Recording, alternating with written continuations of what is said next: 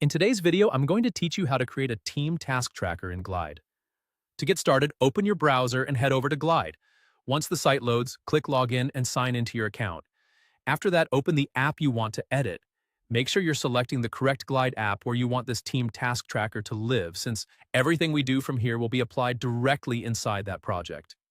When you're inside the app editor, go to the navigation area and click Add. From the options that appear, choose the Tasks table. This is an important part of the setup because the Tasks table is where your team's task information will be displayed and managed. Adding it to the navigation makes it much easier for users to access the tracker inside the app. Next, move over to the right panel and choose Style. This is where you can control how the Tasks section looks inside your app. Adjusting the style helps make the tracker clearer and more usable for your team. Even small layout choices can make a big difference when people are reviewing assignments, statuses, or updates throughout the day. After that, go to the left panel, click Add Component, and choose Rich Text. This lets you place helpful written content directly into the screen.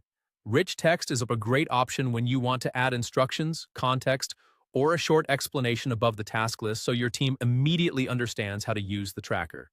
Now, enter the information you want to display in that rich text section.